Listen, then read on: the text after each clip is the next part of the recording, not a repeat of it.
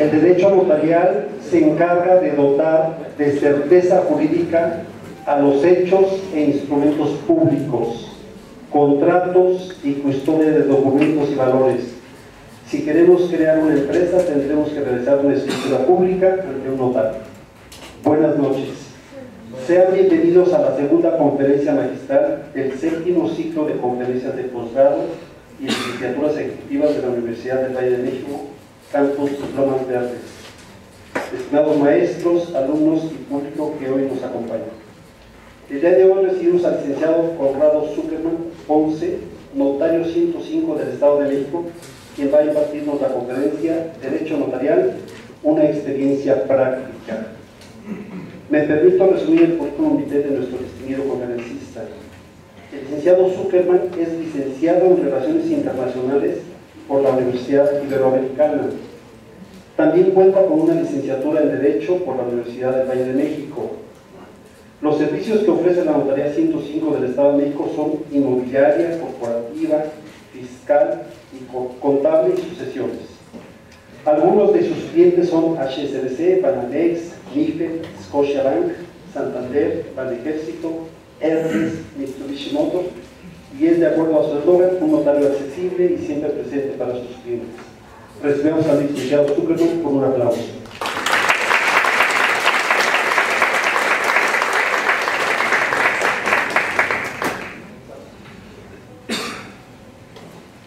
Hola, buenas noches.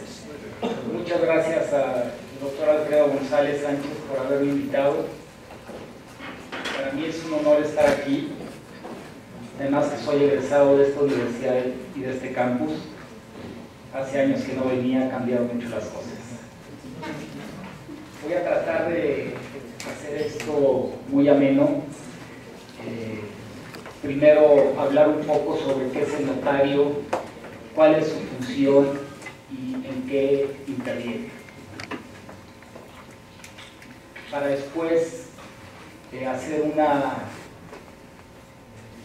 un pequeño análisis de cómo se constituye una SA y cuál es el procedimiento desde que llega el cliente a la notaría hasta que se da con su escritura constitutiva.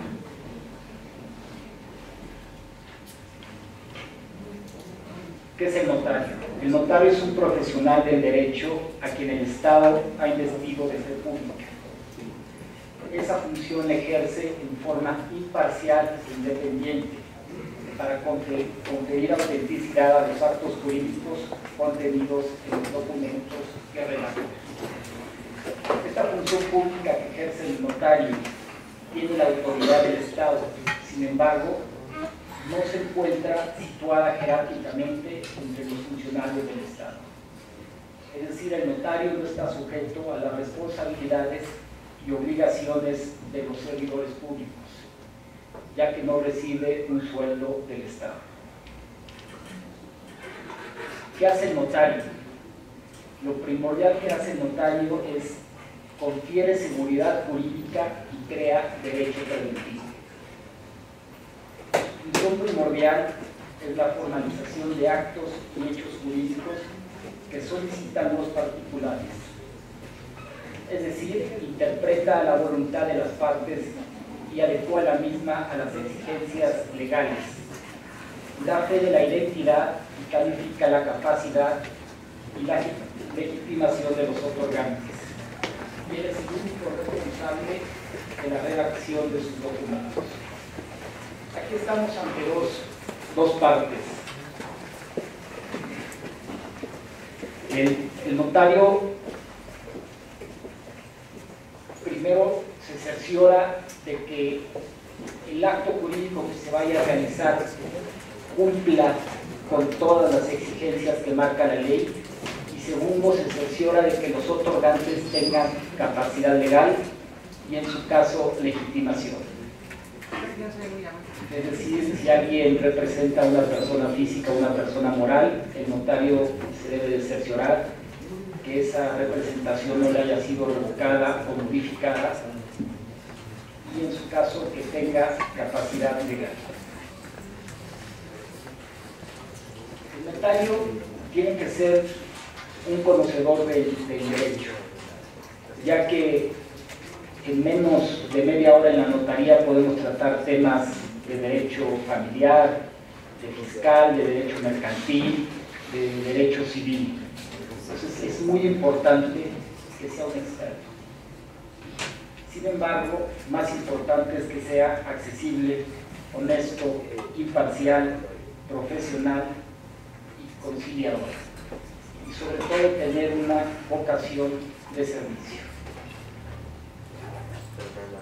Ya que, a diferencia del abogado, el notario no tiene un cliente. Su cliente es el mismo problema que se le plantea, al cual debe atender buscando la solución más justa, a través de un asesoramiento legal e imparcial para los otorgantes y la mediación entre los intereses en juego.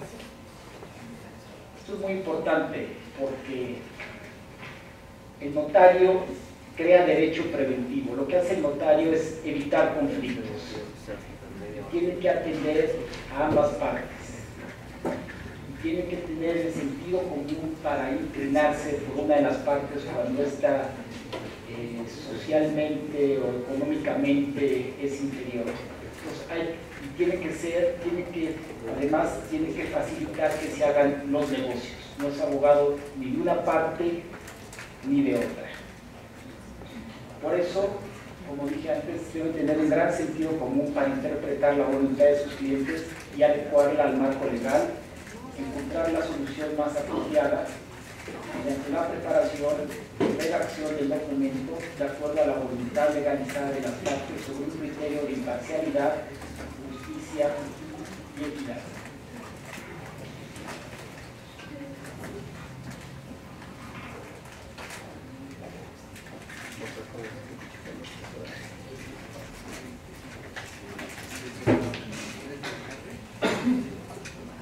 Una parte importante es que el notario está día con día en contacto con la gente y eso hace que vaya creando normas, costumbres que con el tiempo van haciendo leyes. El notario es la liga que une la norma legal con la vida diaria de la gente. Al efecto, hay relaciones jurídicas que las leyes no comprenden. No está solo en las sentencias judiciales, porque solo una pequeña parte de la vida jurídica pasa por los tribunales. La vida jurídica normal está dominada por la documentación de los negocios y ese derecho real o voluntario es el que evoluciona más rápidamente, adaptándose a las nuevas necesidades de la sociedad. Y por medio del notario se va haciendo el proceso dinámico de creación del acto jurídico. Ahora vamos a entrar a qué hace el notario. Vamos a una pequeña definición de acto jurídico. Son los hechos voluntarios que pueden ser lícitos o ilícitos según sea o no realizados de acuerdo a la ley. Cuando estamos frente a un hecho voluntario lícito que tiene por finalidad crear, modificar, conservar, transferir o extinguir algún derecho, se trata de un acto jurídico. El notario interviene en muchísimos actos jurídicos que por ley requieren de cierta formalidad. El ejemplo clásico es la compraventa de inmuebles, que debe ser en escritura pública. En la compraventa de inmuebles tenemos varios momentos. El primero, en que tenemos la obligación de cerciorarnos que la parte vendedora es la legítima propietaria del inmueble, que el mismo no reporta ningún gravamen ni limitación de dominio, está al corriente en el pago de sus contribuciones. Una vez de que nos cercioramos de todo eso, redactamos el contrato de compraventa en escritura pública y después de la firma el notario es responsable de retener, enterar y pagar los impuestos correspondientes, como son el impuesto de adquisición de bienes inmuebles o en su caso el impuesto sobre la renta o el impuesto al valor agregado. En este sentido, los actos que se consignan en un instrumento público tienen fecha cierta y son válidos a partir de su firma sin necesidad de ninguna prueba. ¿Hasta aquí alguna pregunta o duda? Ahora, ¿en dónde ponemos todo esto?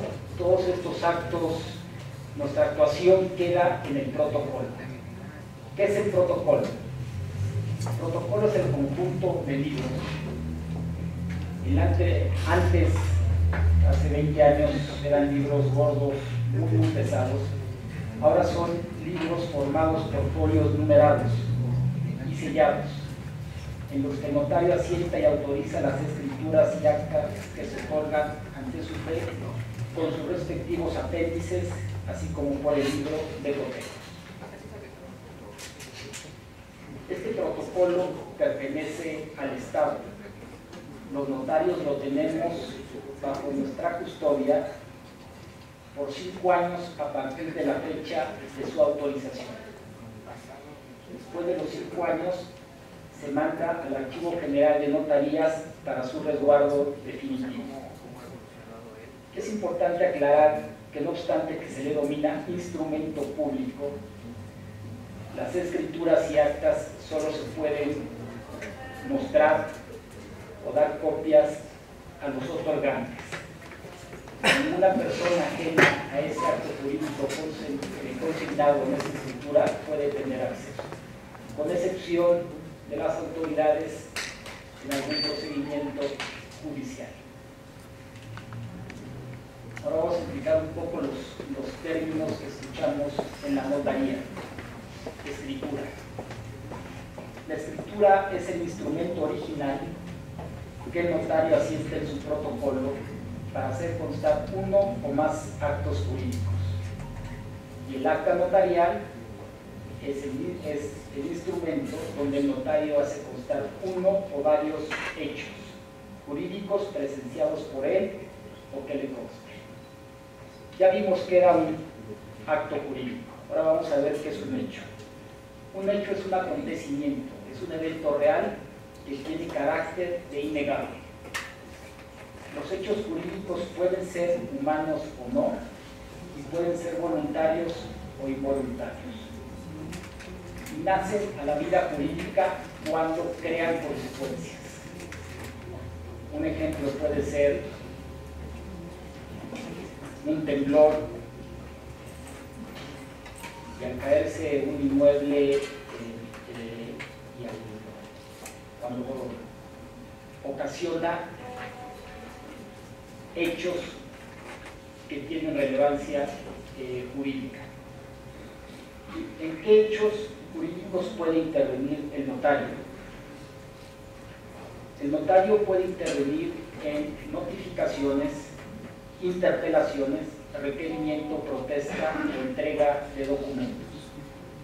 Existencia, identidad o capacidad legal, reconocimiento, puesta de firmas de documentos. Hechos materiales, existencia de planos, fotografías y otros documentos. Protocolización de documentos.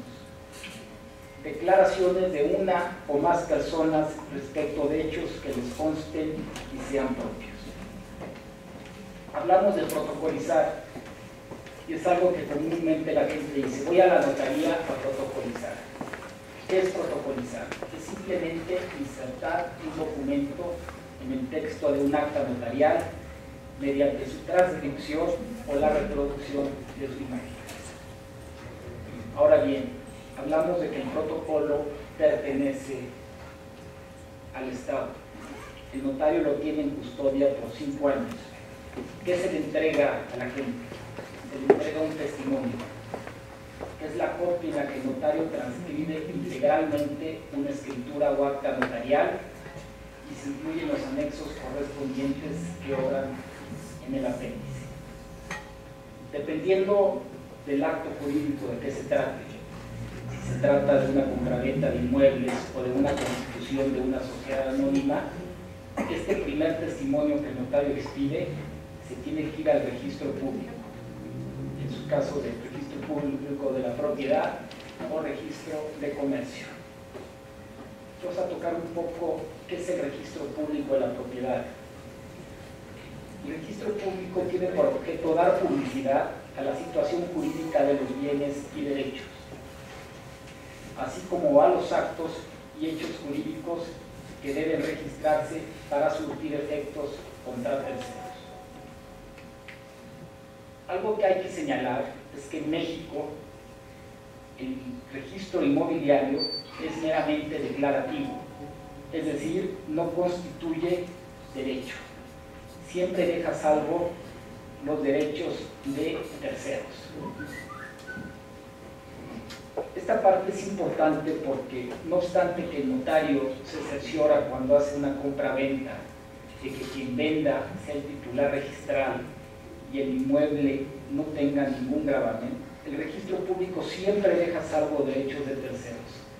Es decir, se puede presentar a alguien que alegue que tiene mejor derecho, con excepción del derecho de comercio, ya que la inscripción de sociedades civiles o mercantiles se perfeccionan con su inscripción y nacen a la vida jurídica sin oposición. También el notario expide copias certificadas. La copia certificada es la reproducción total o parcial de un escrito. Por ejemplo, al cliente se le puede otorgar una copia certificada antes del testimonio para efectos de que haga algún trámite administrativo. Después estamos frente al cotejo.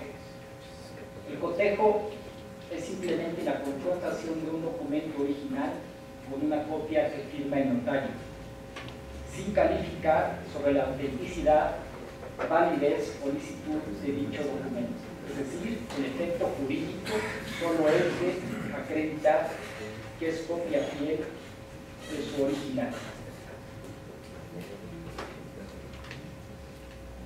A diferencia de las escrituras o actas en las que nos tenemos que cerciorar que se cumplan los requisitos para dicho acto jurídico. Y esta es la gran diferencia que hay en el notariado de tipo latino, que es el notario que hay en México. Primero debe ser abogado, debe acreditar ciertos cursos y debe ser un experto en derecho. A diferencia del notario anglosajón, que es un simple certificador de firmas, simplemente verifica que la persona que firma sea la que está en derecho. ¿Qué leyes nos aplican a los notarios? Casi todas. En específico, la ley del notariado y su reglamento, ya que cada notario depende del ejecutivo de su estado, o en su caso, si es del Distrito Federal, del gobierno del distrito. Y dependiendo del acto o hecho jurídico de que se trate, la legislación que corresponda. Aquí como ejemplo tenemos la Ley General de Sociedades Mercantiles, la cual veremos en un momento para la constitución de una sociedad anónima.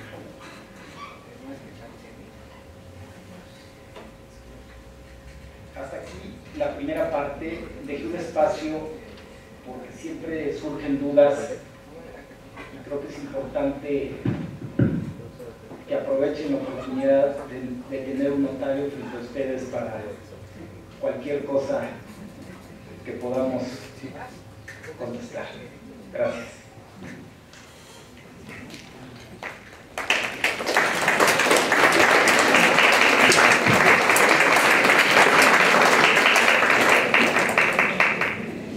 No sé si en relación a lo que platicamos haya alguna duda o quise hacer algo no tan técnico. Y bueno. Una pregunta simple. Dijo que la persona que le entrega una copia del acta constitutiva o una escritura es las personas que intervienen. ¿Qué pasa cuando es una acta constitutiva de una SADCB y que va a protocolizarla es el administrador único? En este caso, cualquier accionista podría ir y pedir una acta. Así es, porque al estar frente a la protocolización de un acta, en la misma acta de asamblea se señala a quién designan como delegado para su protocolización. Y en ese caso, los accionistas son los que se reunieron para celebrar esa asamblea. Así que si un accionista, aunque no haya firmado la escritura, solicita una copia de esa acta, se le tiene que dar. Bueno, otra, ya aprovechando. Ahorita, por ejemplo, para apoyos gubernamentales, apoyos federales, hay que hacer una acta constitutiva para pedir un apoyo a Zagarpa. Entonces hay que improvisar rápidamente, unirse con los socios, porque es un requisito principal. Entonces, ¿en cuánto tiempo usted me hace una acta constitutiva? Bueno, eso lo vamos a platicar en un momento. Ahora ya depende, ya todo es en forma electrónica. Lo principal es que el nombre que acordaron, cómo se va a llamar su sociedad, no esté ocupado o esté libre. Y más o menos como una semana. Gracias.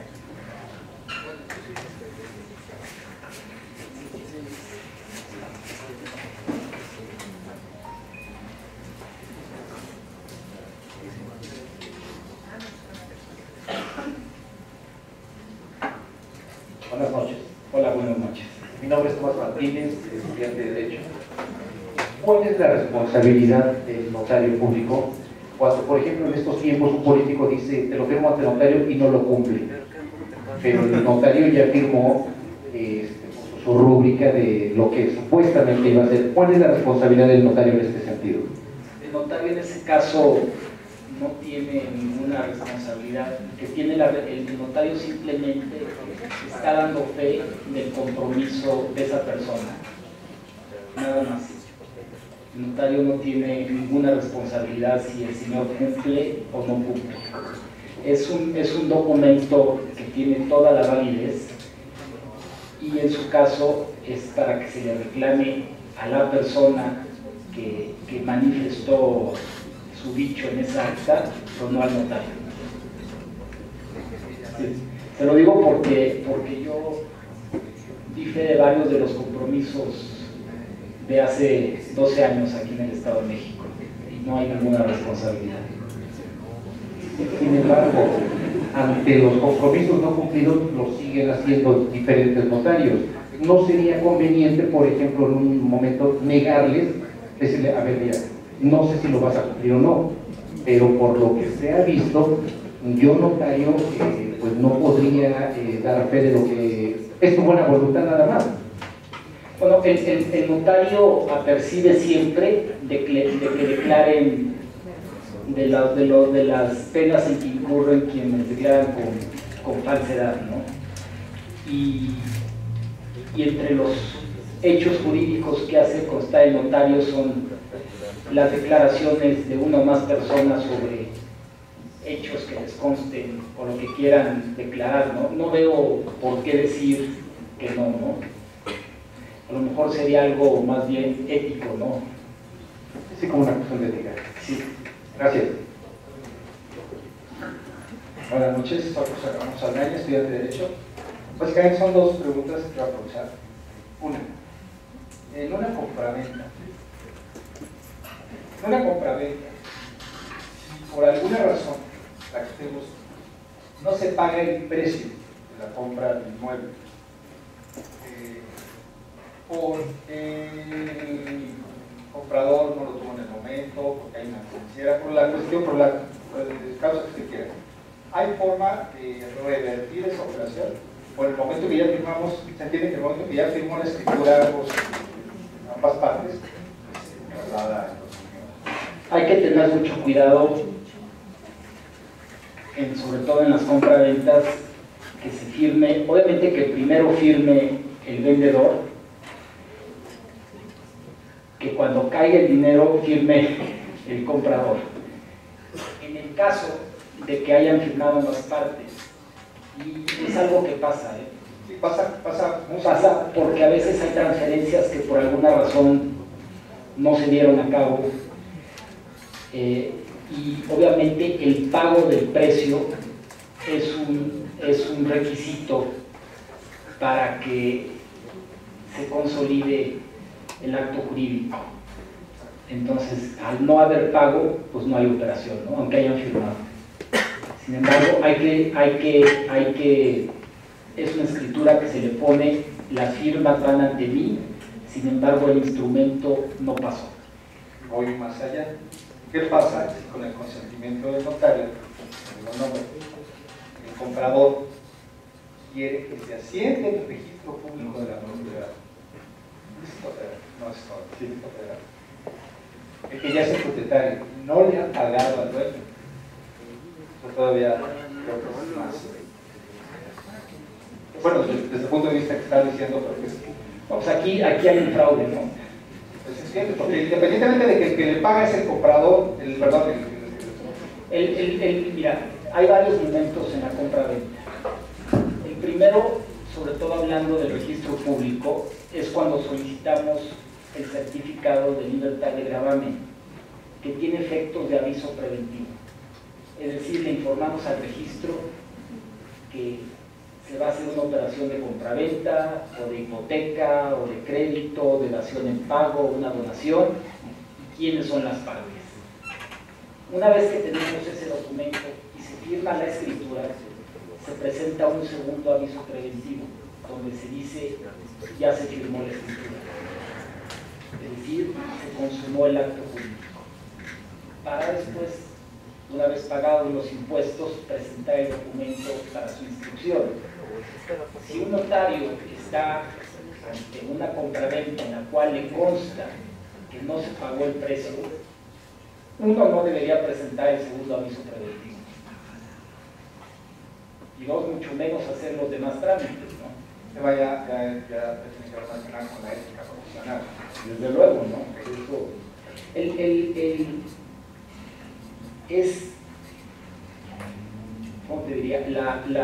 La función notarial realmente es un privilegio ser notario, ¿no? Y el notario no se puede prestar a ninguna de esas cosas, ¿no? Es mucho más valioso la función que hace y el servicio que presta, que darse a conocer que los hay por una operación o por ganar más en una operación. Bueno, la segunda, base a ese privilegio, en algunas compañías nos dieron derecho notarial, no más una idea de cómo se puede acceder a ser notario. Pero si nos pudiera platicar brevemente, o incluso hasta compartir cómo llegó usted a ser notario, podría ser muy enriquecedor para nosotros. Muchas gracias.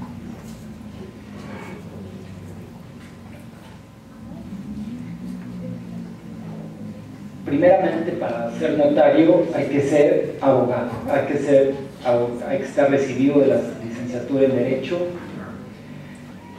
hay que hacer un curso en el Colegio de Notarios, puede ser el Colegio de Notarios del Estado, puede ser el Colegio de Notarios del Distrito Federal. Hay que hacer un examen de ese curso y hay que hacer prácticas notariales, es decir, hay que trabajar en una notaría.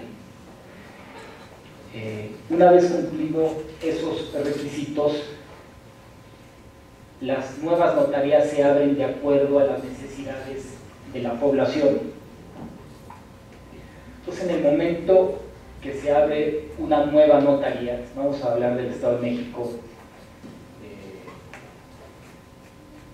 a los candidatos que han pasado el curso de aspirante, se les cita para ver si quieren tomar el examen de oposición. Es un examen de oposición que se hace ante 5 sinodales y lo hacen 6 personas al mismo tiempo. En el Estado de México tenemos esa parte y tenemos la parte que ocurre cada que sale un gobernador, porque la ley marca que el Ejecutivo podrá nombrar al notario. Entonces, cada vez que sale un gobernador se nombran varios notarios. Y eso, hay gente muy valiosa que es notario de esa forma. Yo hice el examen de oposición y la otra parte complicada de eso es que hay notarios que salen así y que solamente usan que su notaría es un premio a algo y que la notaría no la van a atender y la dejan en manos de otras gentes en lo que son diputados o en lo que hacen otra cosa, ¿no? Y bueno, en el Distrito Federal ya no existe eso, es siempre por examen de oposición. Yo espero ahora que se va a reformar la ley de notariado del Estado de México, que también sea así, ¿no? Esa es la realidad de las cosas, ¿no? También la realidad de las cosas es que en el mismo examen de oposición puede haber algún favoritismo a cierta persona, ¿no? También puede darse.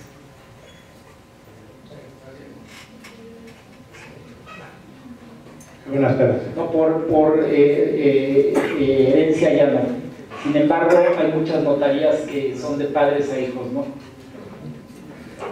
Está muy relacionada las preguntas. Hace rato comentaba usted, licenciado, que no eran funcionarios públicos. Se responde mucho a la pregunta de por qué no eran, de dónde vienen o qué son, o cuál es su función. Y la idea es de que funciona a partir de una patente, ¿no? Es lo que tengo entendido. Era la pregunta, si es a través de la patente. Es el notario. El notario, como dije, no es funcionario público, sin embargo, el Estado le da esa fe pública, le da esa patente. O sea, el Estado le da su sello de autorizar. Y puede ser revocada en un momento. Puede ser revocada, sí, así es. Hay una serie de cosas en las que puede incurrir el notario que son causas de pérdida de la patente, ¿no? Inclusive recientemente ha habido varios casos, tanto en el DF como en el Estado. Y la otra pregunta era sobre los protocolos, el folio que se les da. Es muy diferente al folio que se da cuando se inscribe una escritura en el registro público. Son dos, sí, como le llamamos folio, entonces... Sí, son dos cosas diferentes. En la actualidad, los libros del notario vienen en folios sueltos que están numerados. Cada volumen, cada libro contiene 150 folios, del 1 al 150, y ahí entran todas las escrituras. Ahí pueden entrar 10 escrituras o más, o las que sean. Y el folio que se le da en registro público es totalmente aparte. Gracias.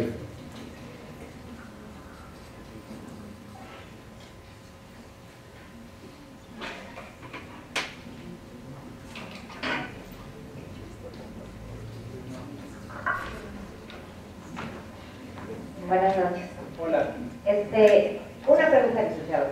¿Qué diferencia hay entre constituir una empresa por medio de escritura pública ante notario o utilizar los servicios de un corredor público y hacerlo con una póliza? O sea, ¿cuál sería la recomendación para usar un notario y no un corredor?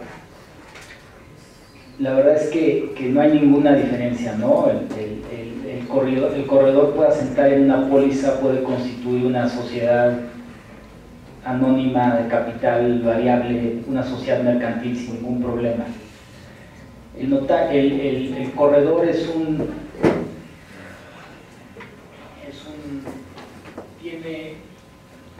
tiene fe pública en materia mercantil, entonces no habría ningún problema.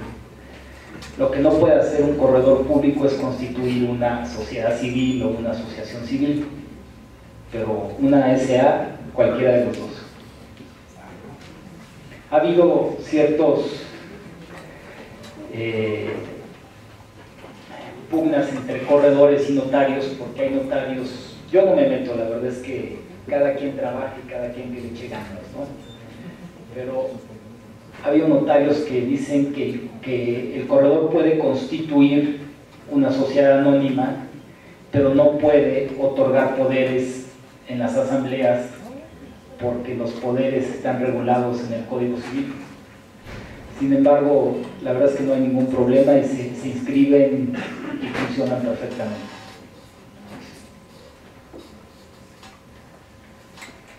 Buenas tardes.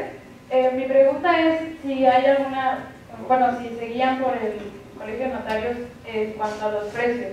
O sea, ¿tienen algunos estándares o cada quien decide cuánto cobra? Hay un arancel que da el Colegio de Notarios que en ciertas cosas es muy bajo y en otras es muy caro. Entonces la realidad es que cada notario más o menos tiene un estándar en lo que cobra, ¿no? Si nos sujetamos en operaciones traslativas de dominio al arancel, casi no firmaríamos nada porque se cobraría muchísimo. Sin embargo, si hay otras cosas que son muy bajas, ¿no? Entonces, en general hay un arancel no escrito que es por el que se rige el notariado. Buenas tardes. Yo tengo una pregunta. Un notario muy cercano a mí, digamos que puede pasar 15 días y el notario no está. ¿Qué pasa? O sea, sí, bueno, ¿qué pasa si en ese transcurso no está y se suscitan problemas? Como usted lo mencionó hace rato, el notario, bueno, no se hace cargo y deja una persona encargada y la verdad es que los problemas ni siquiera se resuelven.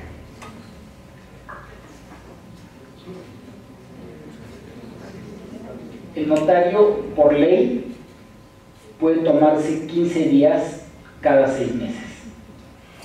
Es decir, tiene que solicitar permiso para ausentarse y tiene que tener un notario suplente. Entonces, si se ausentó 15 días sin designar un suplente o sin avisar, pues ahí hay un problema, ¿no? ¿Y con quién me puedo quejar o algo? Pero te quejas porque no está o porque no te dan la atención adecuada.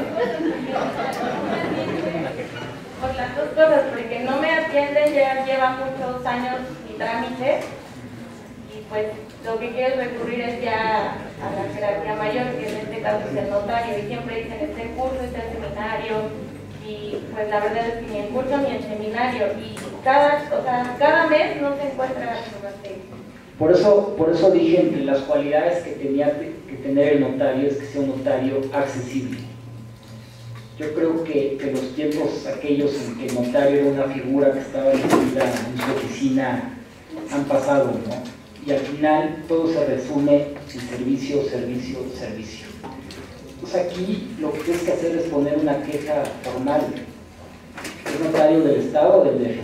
Del Estado de México. Tienes que, a nosotros nos controla la subdirección jurídica, la dirección y control del notariado. Entonces podrías hablar al colegio de notarios y preguntar dónde está, para que te orienten y puedas presentar una queja, ¿no? O presentarte en la notaría y quedarte ahí hasta que te atiendan, ¿no? Eso es un problema, es realmente un problema que la gente no conoce al notario, ¿no? Y desgraciadamente problemas siempre va a haber, porque dependemos de autoridades a veces para obtener un certificado, para obtener una inscripción, y a veces no podemos entregar el documento en la fecha en que se prometió, ¿no? Y creo que es importantísimo trabajar. Me da pena que esté pasando esto. Buenas tardes, licenciado. Hablando de costos, ¿es verdad que para un viaje al extranjero tienes que llevar un permiso notarial para los pequeños si no van los papás? Así es. Eso están carísimos. Me salieron más caro que el viaje. Tuve que cancelar mi viaje. 2.500 pesos por cada niña y la familia pequeña vive mejor, pero yo tuve 3, entonces como no iba papá, pues yo tenía que pagar 2.500 por cada niña y pues no, como lo tuve. Como mi notario hubiera salido 500 pesos, ¿no? Que para la próxima va que Lo que yo he hecho es que hago a veces un documento, solo un documento, aunque sea por niño, y lo hago que diga que podrá viajar solo tal, hasta que cumpla la mayoría de edad, ¿no? Sin embargo, ahorita hay que bajar, además, hay que bajar un formato de la página de migración. Pero solo con el de migración no se puede. No, se necesita. ¿Sí se puede? No, se necesita el del notario. Sin embargo, luego hay líneas aéreas que no lo piden, hay líneas aéreas que sí lo piden y mejor hay que tenerlo, ¿no? Bueno, ahorita tomo los datos. Sí. Muchas gracias.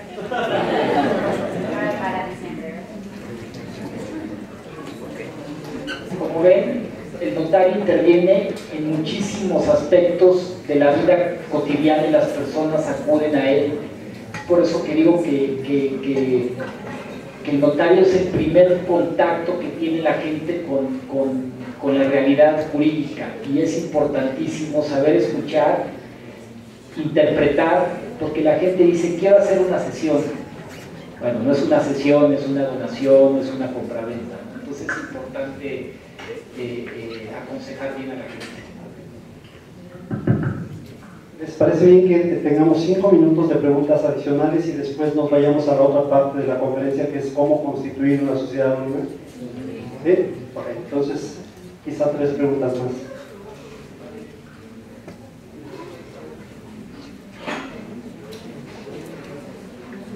Buenas noches, licenciado. Aprovechando la serie de preguntas sobre costos, me surge la duda en cuanto a las jornadas notariales.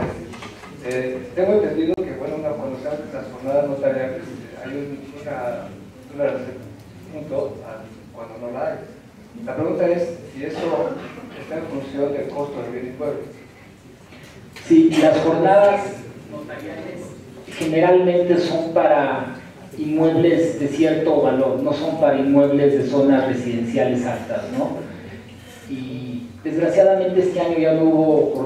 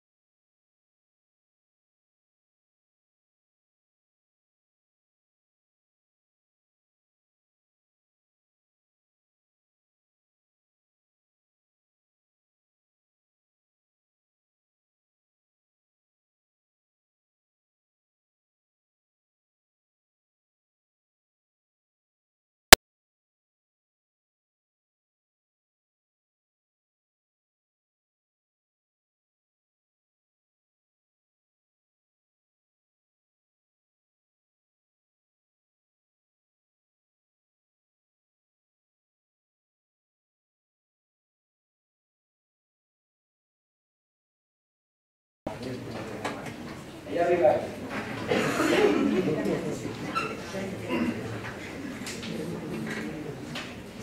Buenas noches. Hola. Enrique, estudiante de Derecho.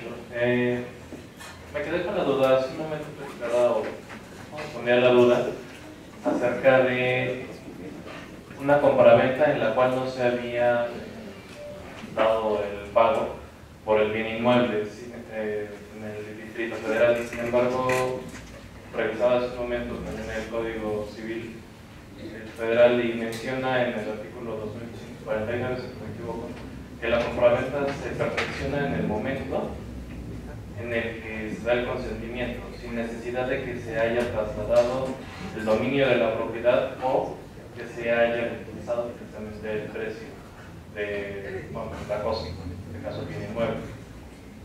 Mi pregunta es cómo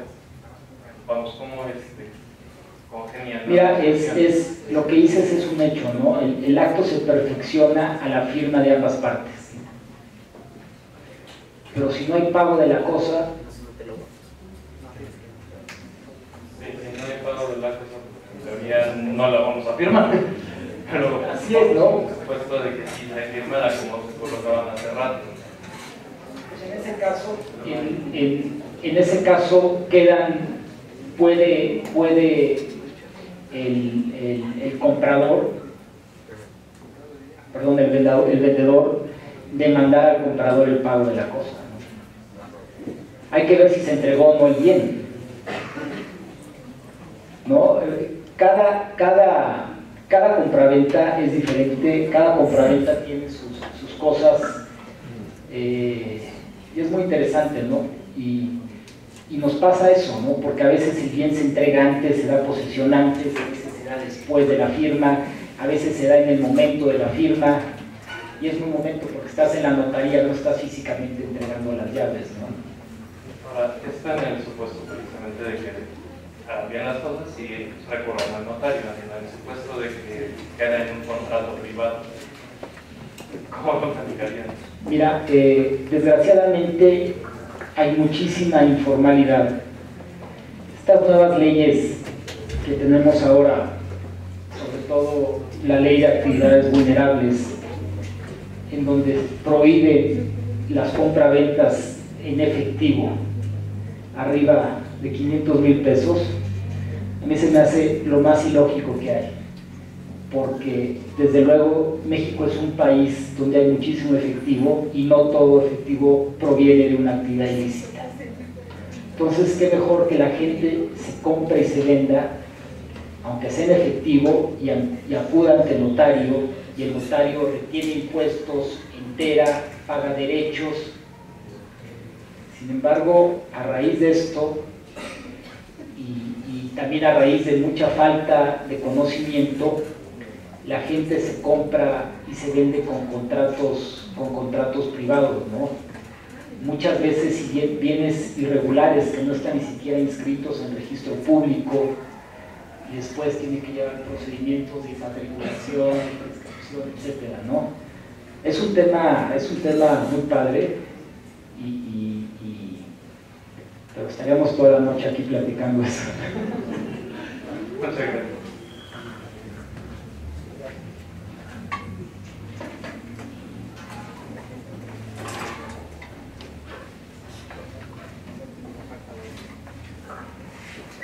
Buenas noches, Ricardo Flores. Buenas noches.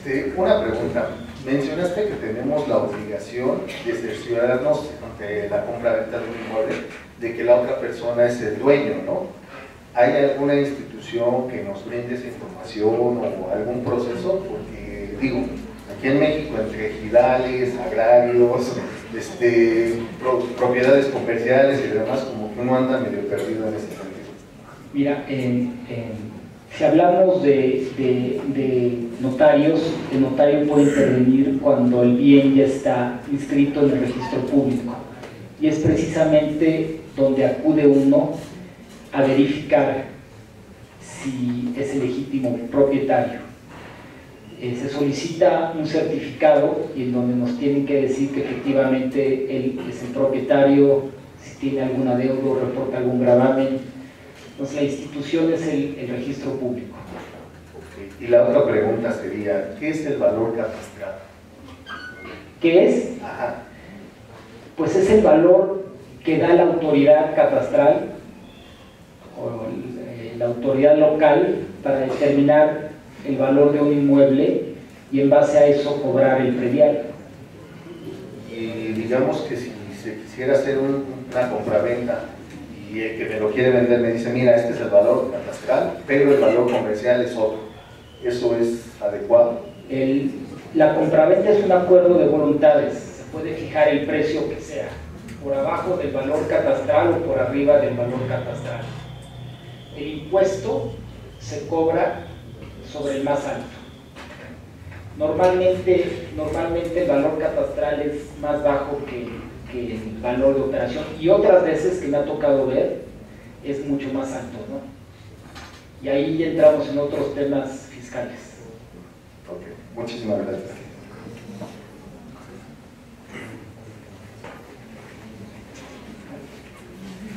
Bueno, vamos ahora a dar una pequeña clínica de cómo constituir una sociedad anónima. Escogí la sociedad anónima porque para no meternos en otro tipo de sociedades más complicadas.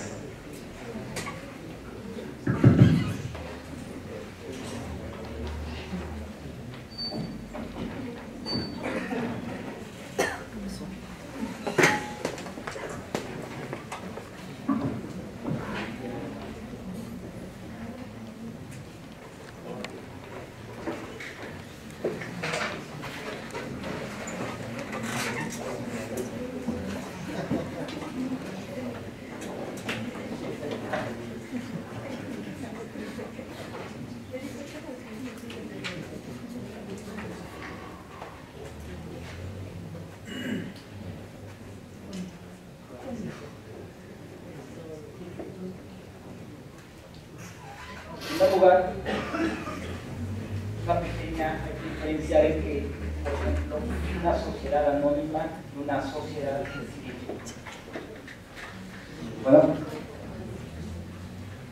la sociedad anónima, su fin es preponderantemente comercial y de especulación. La sociedad civil, no obstante, tiene un fin comercial, no tiene como fin la especulación, es decir, el ser una comercializadora o comprar y vender. La sociedad civil normalmente es una prestadora de servicios. Así que si quieren constituir un despacho de abogados, de contadores, de asesoría, poner una escuela, poner una asesoría, lo ideal es constituir una sociedad civil.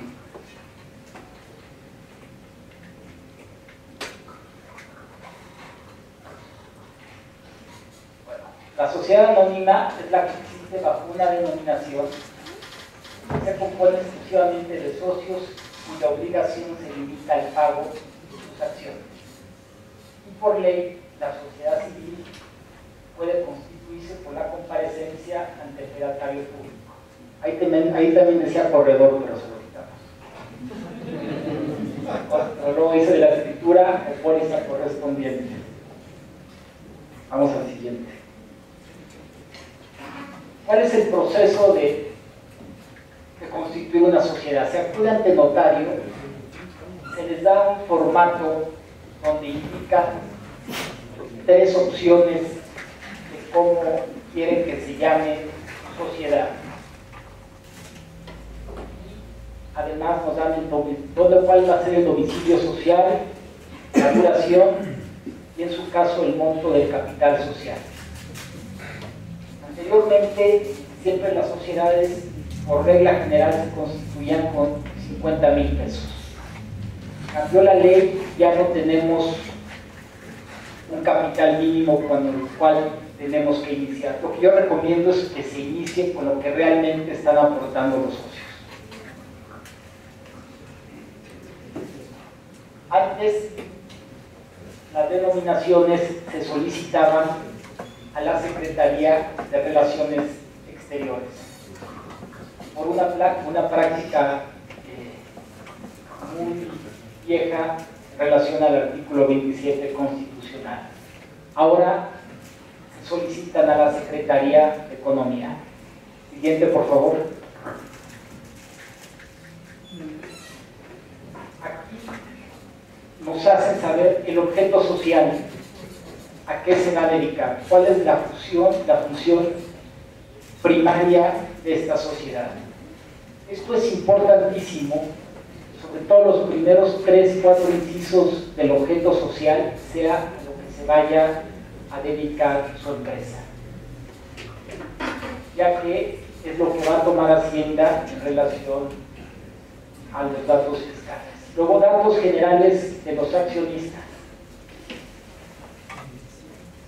Ahora, por ley, antes se constituían sociedades, y para completar a los socios poníamos a nuestra mamá, nuestro papá, al primo. Ahora todos los accionistas tienen que tener RFC, es decir, deben de estar de altos en Hacienda. Si no tienen registro federal de contribuyentes, no se puede constituir la sociedad, es un requisito. Esto es nuevo. Antes se podía constituir, teníamos que dar un aviso de que no nos presentaron su cédula. Después viene la forma de administrar la sociedad. Las sociedades anónimas tienen dos formas: administrador único o consejo de administración.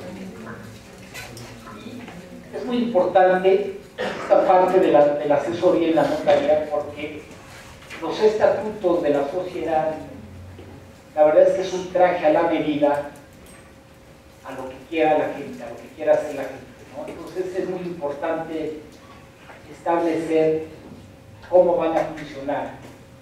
Si son varios socios, a lo mejor funciona bien un consejo de administración en la cual varias gentes tienen el control de la sociedad, o si es una empresa donde hay 2 socios, 3 nada más, se nombra un administrador. La que sigue, por favor. No se puede ver, pero este es más o menos el formato que tenemos en la notaría, en donde ponemos las denominaciones, la duración, el objeto, el domicilio, el valor de las acciones, aquí el objeto social y los datos generales de los accionistas. Estos datos son los mismos en cualquier operación que hagamos en la notaría, que es nombre, nacionalidad, lugar de nacimiento, fecha de nacimiento, ocupación, estado civil, domicilio, RFC y CURP. Y aquí se pone el porcentaje que le corresponda a esa persona. Siguiente, por favor.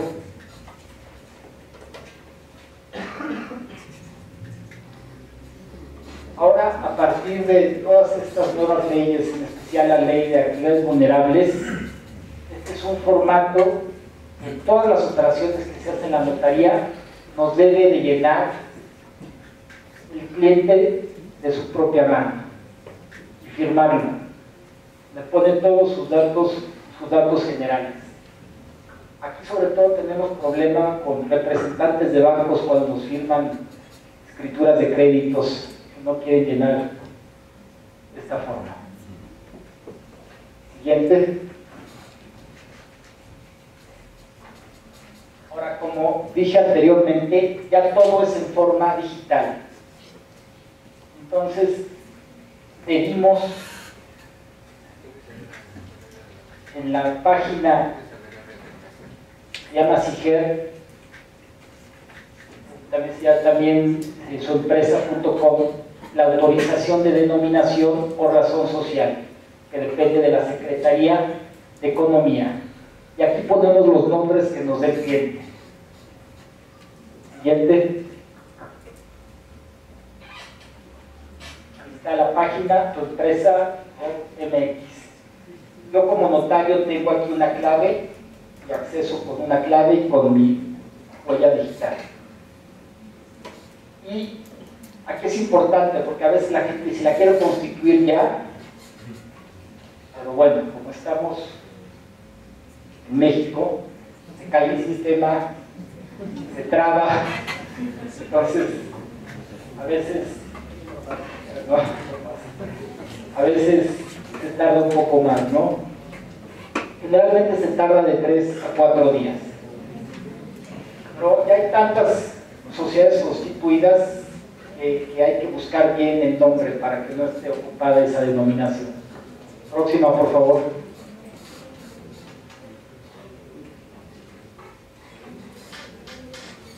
Y aquí ya nos dicen solicitudes favorables. Nos las ponen en reserva hasta que yo las firmo digitalmente e imprimo. Ya una vez que la imprimo, la que sigue, ya puedo hacer el proyecto de estatuto. Es un proyecto donde, primer antecedente, relaciono ese permiso que me dan, que imprimo en forma digital, donde ya digo que la sociedad se va a llamar de tal forma. Siguiente. Luego les voy a dar una copia de estos formatos para que los tengan. Una vez que se firma la escritura, antes de constituir una sociedad, realmente era un trámite muy fácil. Era tener el permiso, firmar, expedirla y mandarla al registro. Ahora, la parte de después es complicadísima, porque hay que dar muchísimos avisos. Hay que dar aviso al SAT, le advertimos al cliente que tiene un mes para obtener su RFC. Y esa declaración, ese aviso lo hago a través de una página de un programa de declaración informativa de notarios públicos y demás fedatarios que se llama Declara Nota. El SAT sabe que se constituyó esa sociedad y hay sanciones en caso de que en un mes no esté dada de alta. Sigue, por favor. También doy aviso a la Secretaría de Economía de que ese nombre se usó, para que ya se quite de esa reserva y sepan que se usó. Y también se da un aviso a la Secretaría de Relaciones Exteriores, donde se señala si la sociedad tiene cláusula de admisión o exclusión de extranjeros. Para tener socios extranjeros ya casi no hay ninguna restricción. Hay ciertas restricciones en minería, en sociedades que se dedican a la seguridad, armas, etc. Pero ya casi no hay ninguna restricción para tener hasta una inversión hasta del 100% extranjeras.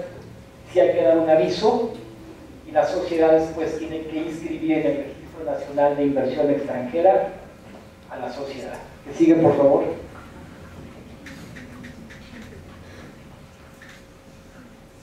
Después, ya todas estas inscripciones de comercio se hacen en forma electrónica.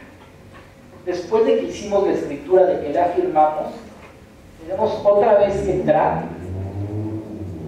tenemos que preinscribir, casi es volver a hacer la escritura, es decirle quién es el administrador, quiénes son los socios, cuál es el objeto, etcétera. Se encripta la escritura y se manda al registro. ¿Que sigue, por favor?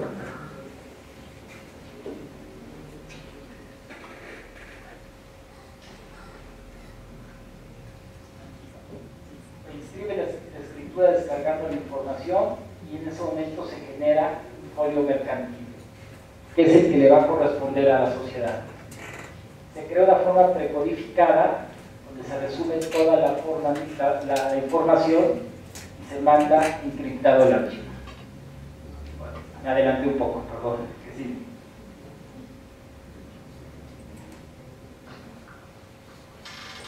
¿Qué es encriptar? Es la firma digital de archivos que se maneja a través del programa llamado Seguridoc, donde es necesario contar con un certificado digital válido. Es decir, que los archivos en PDF se guardan en un CD, deben ser firmados con la huella digital del fedatario público. Esto se renueva cada 2 años y hay que ir a la Secretaría de Economía a obtener este certificado. Entonces se firma la forma precodificada, se hace un pago, el pago de los derechos, y aquí los derechos dependen del capital social. No es lo mismo una sociedad de capital social de 100,000 pesos a una de 20 millones. Hay tablas de registro y cambia el costo. También cambia el costo si se designa un apoderado, 2 apoderados, 3 apoderados, también cambia ahí el costo. Hay que pagar eso, avisarles que se pagó y se envía a registro. Siguiente. Posteriormente nos entregan esta boleta de inscripción. Borra el nombre de la empresa, pero ya está inscrita. Folio electrónico 2842, auxiliar 4. Eso lo anexo al testimonio y se le entrega al cliente. Sin embargo, este trabajo lleva 3-4 días, o sea, es un trabajo muy pesado, ¿no? Sobre todo por las fallas técnicas en los sistemas.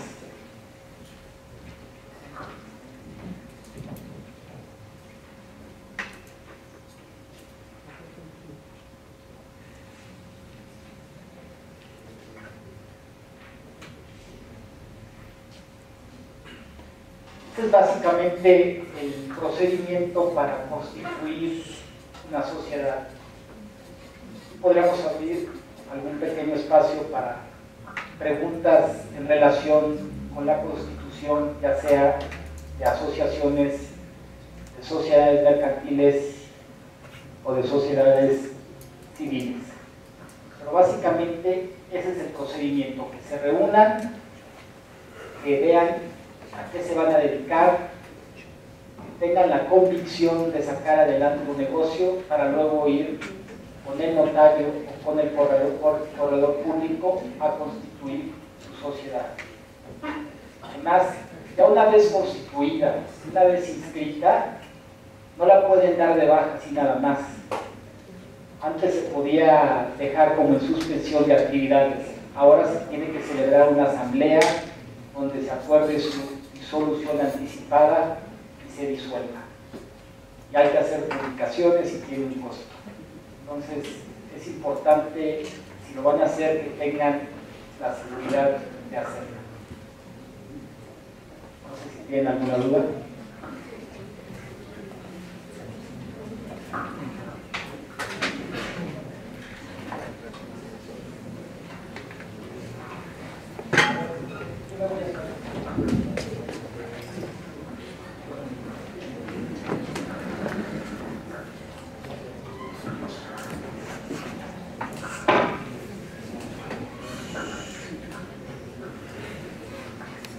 Hola, buenas noches, soy Dante Vázquez. Hola.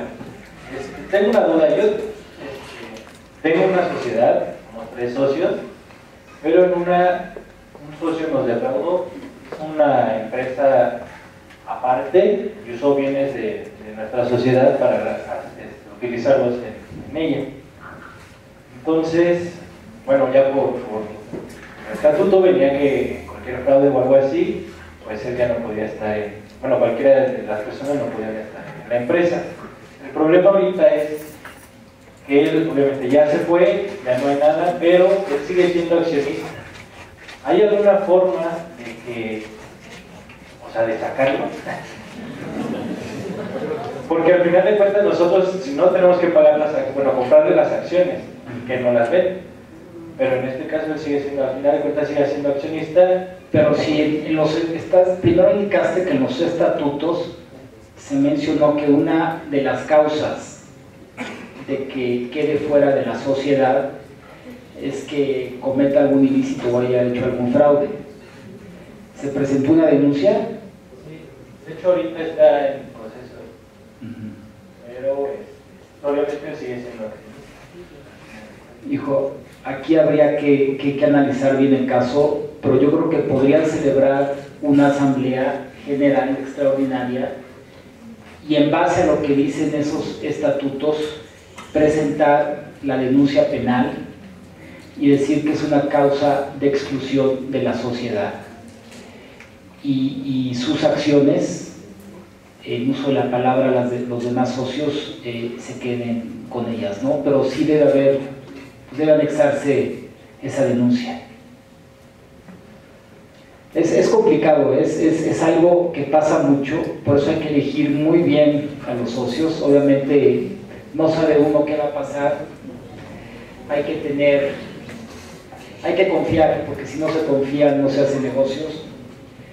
Pero por ejemplo hay sociedades muy antiguas que se constituían con gente como de relleno y ahora tienen el problema de que no los pueden quitar, porque ahí están, ¿no?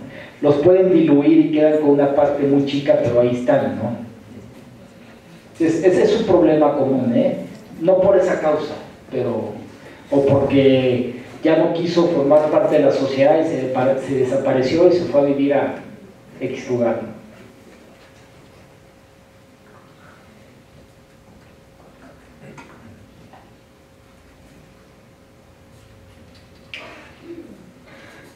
Voy a aprovechar su presencia.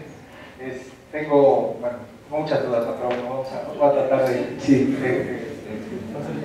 Bueno, lo que pasa es que ahorita no por hablar de todo. ¿Qué pasa con las nuevas constituciones? Ahora sí se tiene que exhibir el capital social, esa es la primera. La segunda, ¿qué tiempo tienen ustedes como notarios para enterar a Hacienda los impuestos que cobran, no sé, hoy? Y la tercera, no sé si sepa algo acerca de las sociedades unimembres o unipersonales, creo que por ahí va también la tendencia de que se formen sociedades anónimas de un solo miembro. Sería todo. Primero,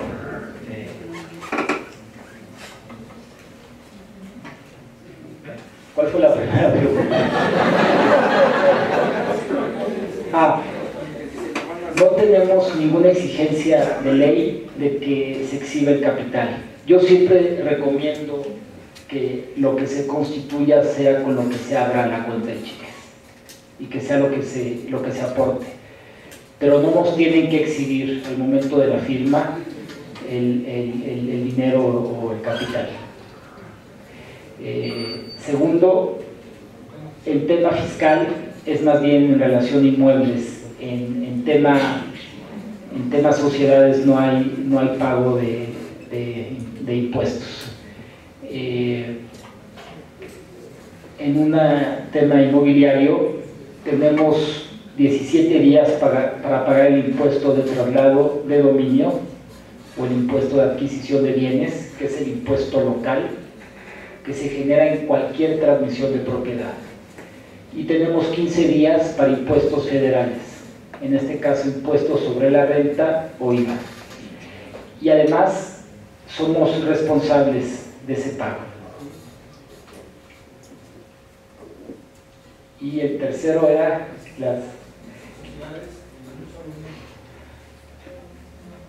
pues yo no he escuchado mucho de eso. Yo creo que más bien sería una persona física con actividad empresarial, ¿no?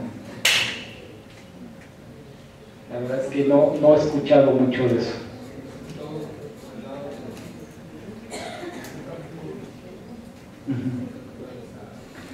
Seguramente está en proyecto, pero si es de un solo miembro, pues no se podría llamar sociedad, ¿no?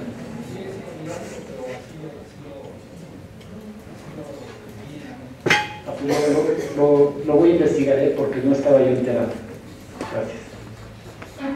Sí, pensando de que ya está constituida la sociedad mercantil, ya está inscrita, ya está caminando y todo, y de acuerdo a sus estatutos hay que celebrar asambleas.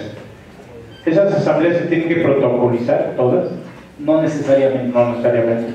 Por ley hay que celebrar una asamblea anual, que es nada más un informe del administrador, el estado financiero, etcétera.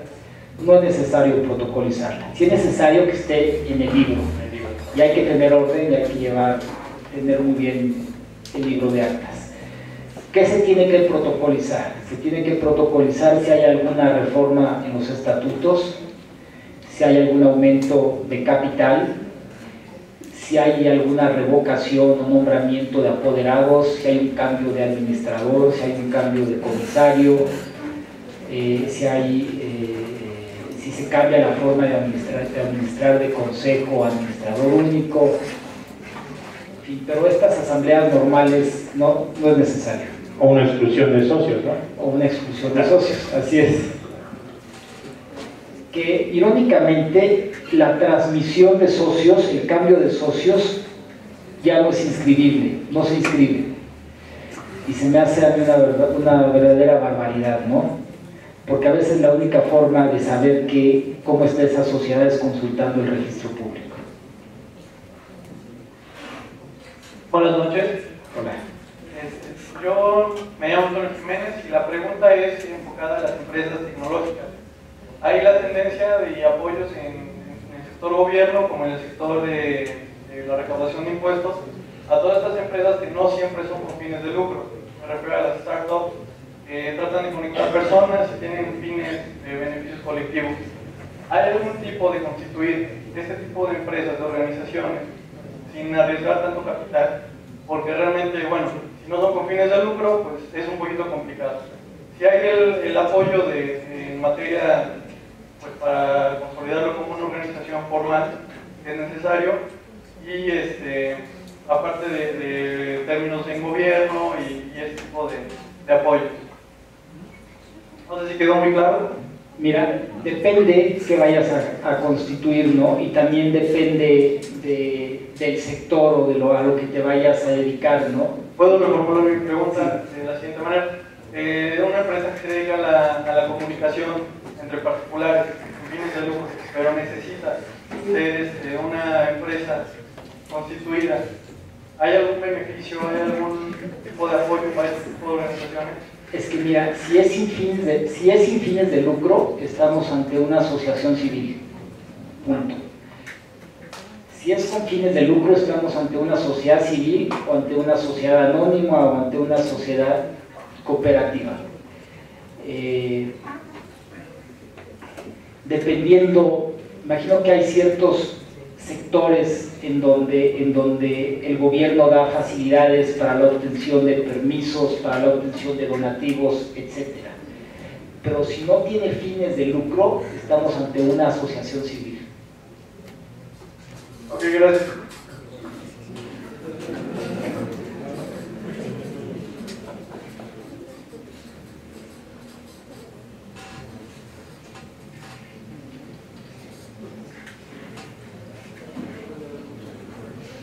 Hola, ¿qué tal? Buenas noches. Soy Diana Bárcenas, estudiante de Derecho. Bueno, retomando un poco lo que decía de las sociedades unipersonales, son más de carácter mercantil, o sea, no son más bien civiles, son mercantiles, la figura que se está manejando. Pero también veo que hay siempre como tendencias cuando se están forjando las sociedades, y no sé si es por recomendación de los notarios o porque sea más una cuestión fiscal, porque por ejemplo he notado que últimamente la mayoría de las sociedades se constituyen como SAPI, o incluso muchas también están cambiando el formato de inversión, si no me recuerdo la definición que se le da, ¿no? No sé si esto sea tendencia de que el notario te dice que lleva algún beneficio a algún sector, o si es realmente la agencia la que está decidiendo por esa tendencia en el tipo de sociedad. Yo creo que aquí es más por a qué se va a dedicar esa sociedad y el beneficio fiscal que puede obtener. Hace años, 3, 4 años, se constituyeron muchas APIs y que no estaban reguladas, y ahora se está exigiendo que estén reguladas, y por eso ha habido el cambio, ¿no? Y se tienen que ajustar a la legislación bursátil vigente, ¿no? Pero normalmente el escoger el tipo de sociedad primero va a qué se van a dedicar, y yo creo que no es que últimamente también se constituyen muchas sociedades civiles por el beneficio fiscal en relación a los socios y cómo se reparten las utilidades.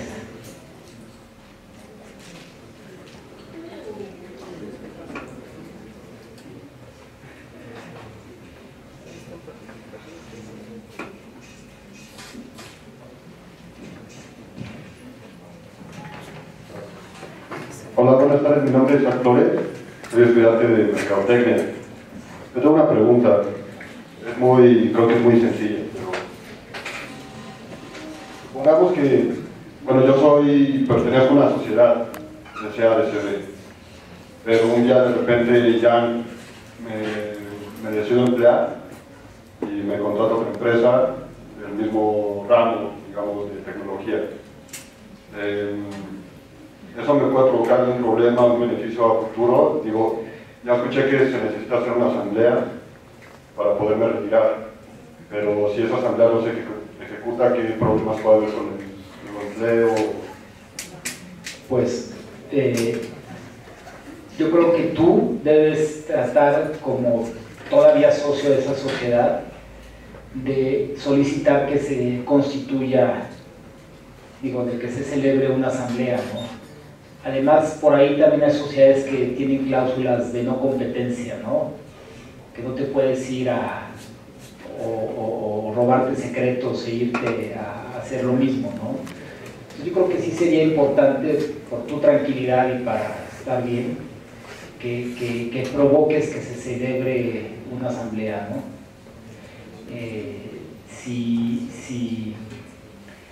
Si el administrador no quiere o el comisario no quiere, pues tendrás que pedirle a un juez que la convoque. Y por ejemplo, si existe la posibilidad de que yo pudiera seguir siendo socio, la empresa que me está contratando sabe que ellos eran mis proveedores, yo era un distribuidor y conocen el caso y no tienen problema con que yo esté con ellos. Mira, si no hay ningún problema, no hay, o sea, tú puedes tener tu sociedad y ser empleado de otra, o puedes ser socio en varias sociedades, ¿no? Eso no hay ningún problema, menos que alguna de ellas tenga alguna cláusula que te prohíba competir, ¿no? Ok, muchas gracias.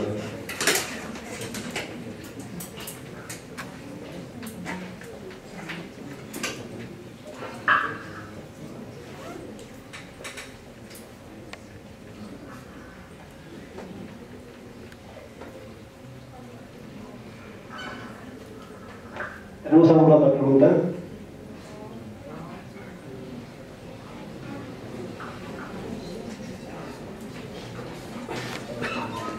Buenas noches. Hola. Kelly Sánchez, estudiante de Derecho. ¿Se puede dar de baja una SC? Sí. ¿Qué se necesita? Celebrar una asamblea y acordar su disolución anticipada. Pero si eran dos socios y uno se fue, ¿qué pasa? Es una causa de que se extinga. Ah, ok. O sea, se fue, se murió. O se fue a Renunció,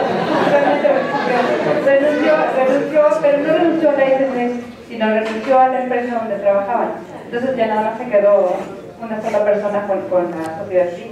No, hay que celebrar una asamblea, hay que recabar su firma y que se acuerde la disolución.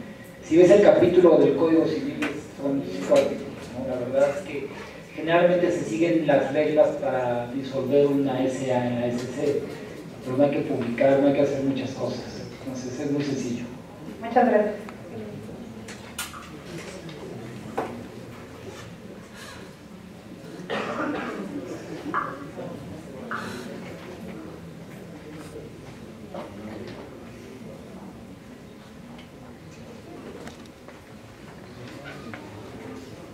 ¿Nadie?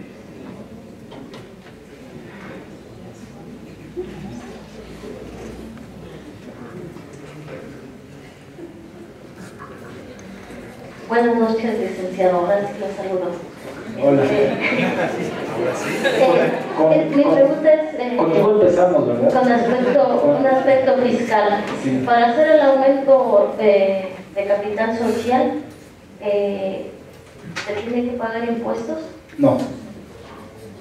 Porque es capital contribuido y los... No, son aportaciones de los socios para aumentar el capital. Si fuera el aumento de capital por adquisición de algún bien, como es un bien inmueble, pues a lo mejor habría que pagar algún impuesto, pero... Si fuera por utilidades, que aumente el capital de Pues, empresa por capital ganado. Pero esas utilidades se deben de repartir entre los socios y luego los socios la regresan. O sea, hay el impuesto, me imagino que habrá impuestos sobre la renta de esa utilidad, ¿no? No sé la forma en que se reparta, pero después si se regresa como capitalización, no hay impuesto. Usted cuando se constituye la sociedad y los socios aportan, exhiben y pagan el capital social, tiene la obligación de decirle a Hacienda, y los socios tenemos algún problema por demostrar de dónde traemos nuestra inversión. Así es, los notarios nos hemos convertido en los ojos y los oídos de Hacienda, no somos unos chismosos. Tenemos que informar de todo lo que hacemos, de todo, al SAT. Desde cualquier transmisión de propiedad, cualquier constitución de sociedad, tenemos que avisar. Y si es una empresa que pasa de cierto capital, también tenemos que dar aviso a actividades vulnerables. Entonces, yo no sé si Hacienda esté preocupada de todo el mundo o se vaya a las operaciones muy grandes, ¿no? Pero sí hay que, por ejemplo, yo lo que siempre recomiendo es que ahora las escrituras, sobre todo de inmuebles, se hagan a valor real. Es decir, lo que yo estoy sacando es para comprar mi casa y lo que recibo es lo que estoy obteniendo, lo que voy a ingresar en mi cuenta. Porque antes la gente escrituraba a valor catastral, que eran 3, pero recibía 5. Entonces ahora hay que tener mucho cuidado con eso, ¿no? Es que usted recomendó que se declare el capital social que uno está exhibiendo, pero por apalancamiento, para tener una línea de crédito alta. Yo estoy ahorita haciendo una sociedad anónima de una dispersora de crédito rural. Entonces la financiera rural me pide cierto capital. El capital social sea de 20 millones para darme un crédito de 100. Y la verdad es que no hay 20 millones en la cuenta de la sociedad. No, pero usted nos está diciendo que no se tiene que exhibir. Entonces... No se tiene que exhibir. El notario no tiene la obligación de cerciorarse de eso. Yo lo que recomiendo es, como damos aviso de todo, pues que sea la realidad de las cosas, ¿no? Gracias. Bueno, pues, la última pregunta. En vista de que no lo tengo que exhibir y pagar, si sí se define el capital social de los 20 millones, Hacienda no investiga si lo tenemos o no sé, como puede investigar, no investiga, ¿no?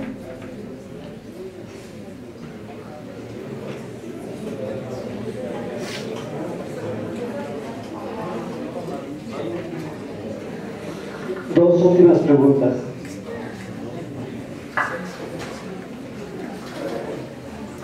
Nuevamente, buenas tardes. Noches. ¿Por qué cuando uno constituye la sociedad, y digo, yo sé que es negocio de los notarios, pero sí sería conveniente, por ejemplo, si son 100,000 pesos, dicen, a ver, 100,000 pesos son 100,000 acciones de $1. Le pregunta uno, ¿tienes inconveniente? No, ninguno. Pero cuando uno quiere que le hagan a uno las acciones, para tenerlas, pues cada acción cuesta 100 pesos. Entonces, si son 100,000 por 100 pesos, pues es un negociazo, ¿no? Y negocio para, digo, el notario, no sé. Pero pues sería conveniente que ante el desconocimiento de muchas personas cuando constituyen una sociedad, decirle, a ver, mejor 5 de 20,000 cada una. ¿O cuál es la...? Se me hace ilógico ese criterio para cobrar el hacer las acciones, ¿no? Es lo que me estás comentando, ¿no? Sí. Lo que pasa es que en la realidad es así. 100,000 acciones de $1. ¿Tienes inconveniente? No, pues ninguno. Pero cuando uno solicita, a ver, pues quiero que me elaboren mis acciones, ¿cuánto me cuesta? No, pues 100 pesos cada acción. No, pues espérame, pues así lo dejamos. La pregunta es, porque los notarios obviamente esto lo conocen perfectamente, y no decir, a ver, son 5 acciones de 20,000 pesos, cuando quieres que te elaboren tus acciones, pues son 100 pesos por cada una, son 500 pesos, aunque ya no sería negocio para los... No, eso es un servicio extra, ¿no? El hacer los títulos accionarios. Yo más bien lo que hago el título accionario, que digo, fulano de tal, 100 acciones, valor nominal tal, y hago un solo documento, no hago varios. Pero bueno, se pueden hacer varios, ¿no? Eso normalmente, bueno, como tú dices, el notario debería aconsejar, ¿no? Lo que es importante es, dependiendo del número de socios, que sea un número que se pueda dividir fácilmente, porque a veces alguien dice, tú vas a tener 33.34 y yo el 50, entonces, más bien va en base a eso. Gracias.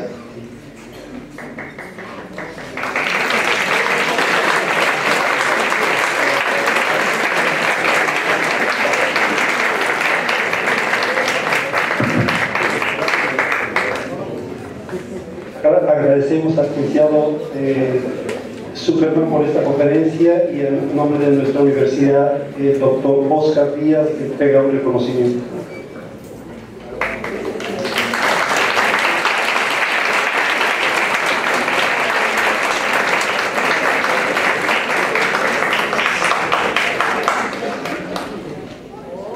Muchas gracias. Como dije al principio, soy egresado de este campus. Es la primera vez que regreso, nunca me habían invitado.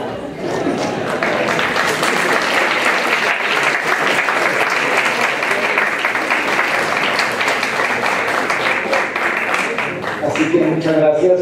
No soy un experto en hacer este tipo de cosas, pero con mucho cariño y con muchas ganas estoy aquí. Gracias.